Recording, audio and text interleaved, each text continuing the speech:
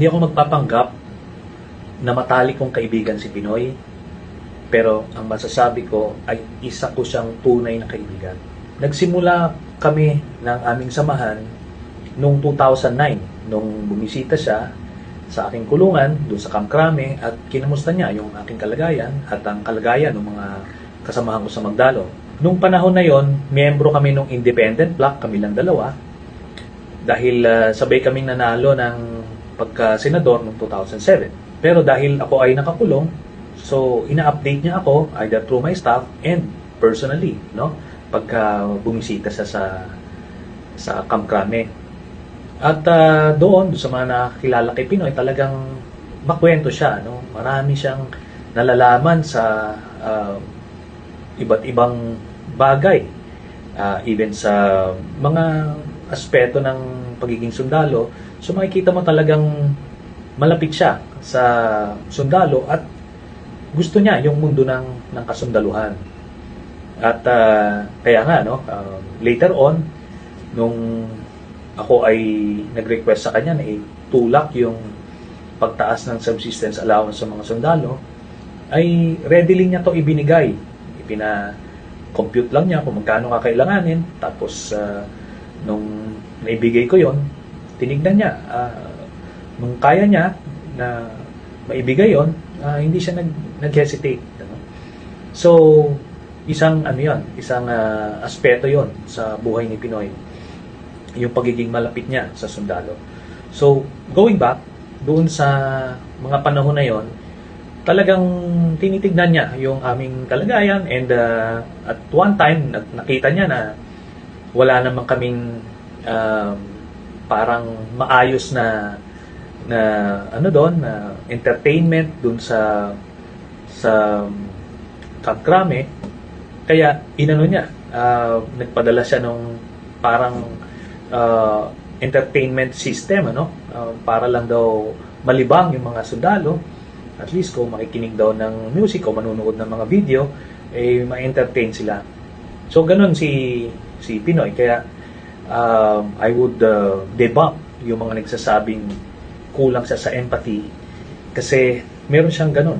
Nung naging pangulo na siya, kahit iba yung naging landas namin eventually noong 2010, hindi niya nakakalimutan na naiwan niya ako doon na isang kasamahan niya sa kulungan. Kaya pinag-aralan nila yung aming mga kaso, at nung nakita niya na ito ay political cases lamang, nagpasya siya na magbigay ng amnesty sa amin, sa aming grupo. At ito ay naging reason kung ba't kami nakalaya. At yon, hanggang ngayon, I owe my being here with you, being free, because of Pinoy. At ito ang dito, it was a Thursday dapat yung promulgation ng aming kaso, at eventually malalaman namin na guilty kami. So yung mga kasamahan ko ay worried na talaga na baka nga diretso na kami sa kulungan sa Muntinlupa. Pero 2 days before the promulgation, I think this is sometime around September, I'm not sure now, but 2 days before, Tuesday, nag-announce si Pinoy na magbibigay siya ng amnesty sa aming grupo. At dahil doon, na-postpone yung promulgation ng aming case, na yun na, supposed to be dapat guilty. So yun ang ginawa sa amin ni Pinoy. Ganong kabigat at ganong kaimportante ang act of kindness and generosity na binigay niya sa amin, ang aming kalayaan. Kaya kami, yung aming grupo, sinabi namin sa kanya na i-practically knighted us, at basically sumumpa kami to defend and protect him for as long as nasa lugar. Hindi rin naman ibig sabihin na lahat ng mga pulisiya ni Pinoy sinang-ayunan namin, may mga policies siya na hindi namin sinuportahan, because we believe na hindi ito ikabubuti na ating mamamayan, or at least hindi pa handa ang ating lipunan. Pero he respects that. Kasi alam niyang there will be more important political battles na kung saan mas kakailanganin niya yung mga tulong na walang mga ideological differences. Noong mga panahon na yon, talagang strictly professional ang aming samahan ni President Aquino, kasi every time meeting ako sa kanya o pinapatawag niya ako, talagang pinag-uusapan namin more on policies, ano? Kung ano yung tutulak, ano yung kailangan amyendahan, kung anong magandang gawin. Nagko-consult din siya sa akin on appointment sa military, ano? Binibigyan niya ng weight yung mga nire-recommenda namin. And doon mo makikita siya na he is a consultative leader. Hindi siya nagmamagaling, alam niya lahat ng aspeto ng governance. Pero nakikinig siya dun sa mga taong pinagkakatiwalaan din niya. Ngayon, nung 2012, nang nagkaroon ng standoff dun sa Scarborough Shoal, doon talaga naging mas malapit yung aming samahan ni Pinoy. Kasi nung ako yung na-designate niya ng back channel negotiator, talagang for 3 months in close coordination kami.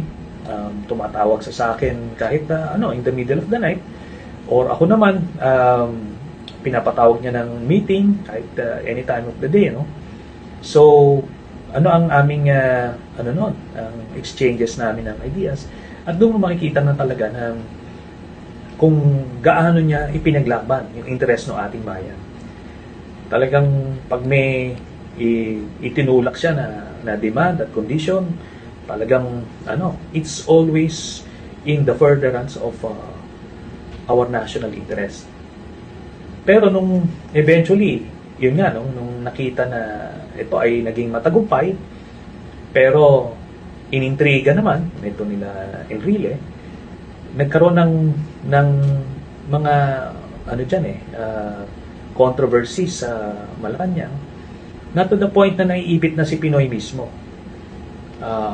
At nung sinabi ko, nung nag-usap kami, sabi ko, Mr. President, kung naiipit ka na talaga at nakikita mo na ikabubuti ng administrasyon mo na ilaglag ako, I will give you the consent, my consent na gawin yon.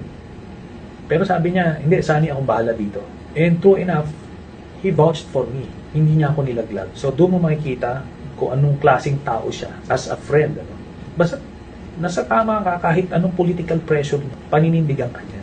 Aside pa dun sa kanyang pagbigay ng aking amnesty, talagang mabigat ang utang na loob ko kay Pinoy. And I would like to believe na dun sa times na nangangailangan siya ng tulong, I was also there for him. Hindi ko man matapatan yung mga ibinigay niya sa akin, pero talagang I stood by him hanggang sa dulo. The last one nga was itong 2018, I think. Nung iniipit siya, nung iniintriga siya nitong Duterte administration, nila Gordon, dun sa Dingbaksya issue na yan, na ginawa-gawa lang nila. Talagang mabigat kay Pinoy yun. So, nag-meeting kami dun sa kanilang bahay, kung paano siya, piniresent niya yung facts at pinag-usapan kung paano i-address yung issue na yun. So, we did our best, na talagang i-debunk yung mga claims laban sa kanya. Pero, talagang mabigat yung disinformation machinery nito ni Duterte. Kaya hanggang ngayon, apektuhan yung mga kababayan natin about that Dingbaksya fake news. So, anyway, yan yun. Ang isa ko pang maalala, nung last few weeks niya sa Malacanang, nagkaroon kami ng isang meeting, may mga ibang mga pinagawa siya sa akin, at meron din siyang mga ginawa na napag-alaman ko na lang later on na napaka-importante sa amin. It involved saving a life. Kasi meron silang isang testigo na nasa witness protection. Ito ay isang testigo laban kay Duterte. At alam ni Pinoy na pag upo ni Duterte doon, talagang ipapapatay ito. Kaya hindi niya nakalimutan yon, yung testigo na yon, at ibinilin niya to make sure na mailipat ng ibang safe house para hindi mahabol ni Duterte. So itong testigo na to eventually ay magagamit dito sa kaso ni Duterte sa ICC. So doon mo makikita siya, yung kanyang pagkatao, yung kanyang pagmamahal sa bayan, pagmamahal sa kaibigan, at sa mga ordinaryong tao, no? Kaya I would really say that President Noynoy Aquino really elevated this country to heights never before experienced, at talagang ibinalik niya yung kumpiyansa at paniniwala ng Pilipino at ng buong mundo sa ating gobyerno. Kaya Mr. President, my President, may you rest in peace. You have served our country well. Maraming salamat po sa inyo.